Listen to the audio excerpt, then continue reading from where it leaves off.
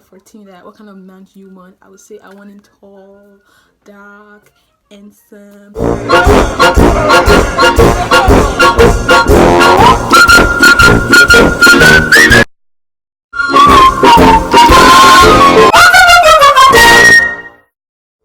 Hi, hello guys. I am so excited about this opportunity to be able to share with you guys.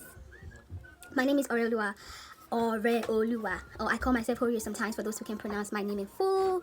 I'm 25 years old. I'm a fashion designer. I'm a youth minister and I love God. That's a self-intro. And also, I am making this video because God has been telling me so many things. Basically, this video will be about life, dating, and wellness. I'm trying to fit my tiny self into this video frame, but who knows? So, where do I start from? I have been waiting on God for my future spouse and partner, and through this period of waiting, God has been telling me so many things that I would like to share with you guys, and what has kept me thriving and content as I'm waiting on God. Now, this video is from my Christian perspective, my Christian angle, so don't take me as I'm being judgmental or maybe I'm condemning anybody. God is the only person that can judge. I'm not Jesus Christ. Thank God. So I'm making this video from what I have learned so far in my journey as a child of God. And even if you're not a Christian, you don't believe in God, that doesn't mean you can watch this video. You can learn few things from me. And we can, put some things in the comment section to share what your view are on them. Now, when I meant Christian singleness or Christian waiting, I meant that you're waiting on God for your future spouse, your future partner. And in this waiting, you are also learning some things like keeping yourself pure, making yourself ready. But some things that you have to do that you need to learn before you get married. That is if you desire marriage, because I know some people don't desire marriage, and it's not a problem, it's not an issue. It's just God has given us different gifts. Like Apostle Paul said in the Bible that some people have been gifted the gift of singleness. Now, the first thing I'm going to talk about is how to learning how to thrive as a single person. I'm going to be sharing with you 5 points that I've taught.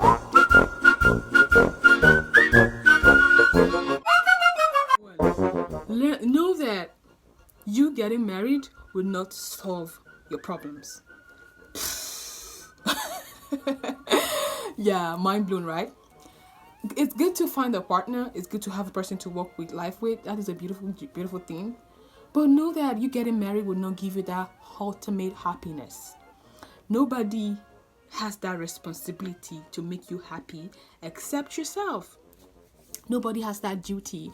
Nobody has that responsibility. If you're a happy person before you met your future spouse or before you met your boyfriend, you will still be unhappy after you meet him, because he's not your therapist. That is your saving grace. It's only Jesus Christ that can give you that fulfillment, that ultimate happiness. If you're a Christian, you're a child of God, you need to have that joy from God that is that does not end, that keeps on flowing and flowing and flowing. The joy that flows like rivers of water.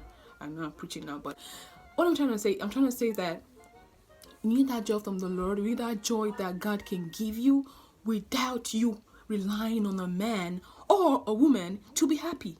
So if you think that when I meet that man, my sleepless nights are over, I'm gonna be happy like the movies,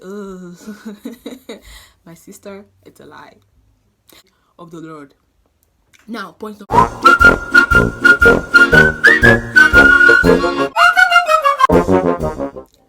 Learn how to be in a community.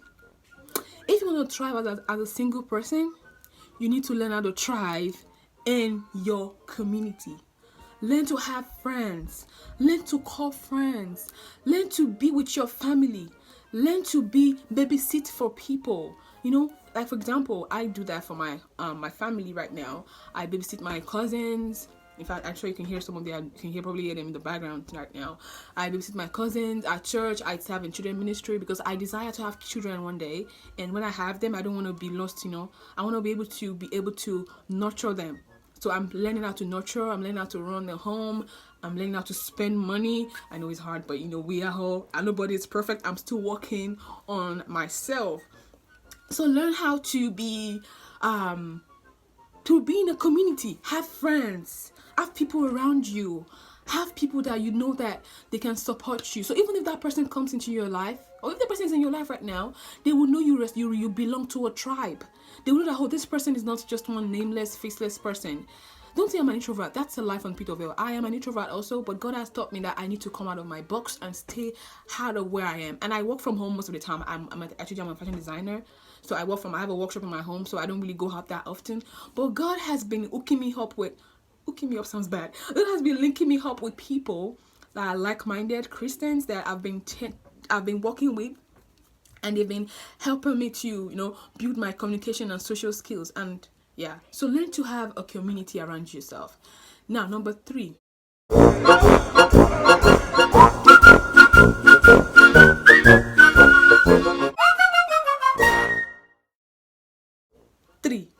Three is that find out what you want. Now, when I said that, I'm not saying you should be picky. Like, if you asked me when I was 15 or 14 that what kind of man do you want, I would say I want him tall, dark, handsome, rich. No, I'm being honest right now. But if you ask me now, what do I want? Honestly, what I want right now is just a person who loves God, who has character, who can serve, who has a passion for God, and a person that I can hold a conversation with and I can be myself with. But as time goes on, make a list of what you want in a person. Have a negotiable list and an unnegotiable list. Something that will never ever change, even if this world comes to an end, is that I am saving myself for marriage. Saving sounds weird. I'm keeping myself for marriage. I'm keeping my any form of physical intimacy for my future husband. So I've had men that have told me men and women actually say, you sound crazy, where would you find that person? And I'm like, you know what, if this person does not even want to believe in God's word, then what's the point? If he cannot believe in saving himself for marriage, what's the point? Because I know some people will argue on and on forever. Like I said earlier on, if you made that mistake in the past, God can redeem you. God can bring you back. Don't think that, because I made that mistake one time, it's gone. No. God is a redeeming and receiving Savior. It can bring back all the lost time, all the lost promises, all the broken heart. It can mend them. He said, Jesus Christ even said, I will heal the brokenhearted. He said, I've been called to heal the brokenhearted. That shows that Jesus Christ has a special ministry for those people that are brokenhearted. And that means that that's one of my cousins. I told you earlier on, he wants me to do his assignment with him. So he said, God has called me to heal the brokenhearted, and God has called me to mend the broken heart. So that means Jesus Christ has a ministry for people that are brokenhearted. So where was I? So I'm trying to tell you guys that if you have a thing in your heart that you think, excuse me, one moment. Guys, keep quiet. Check, mommy. You was in my video. Keep quiet. Okay, yeah, so God means the brokenhearted. Now also, yeah, so like I said earlier on, have a list of what you want to negotiables and non-negotiables. Let your negotiables be those things that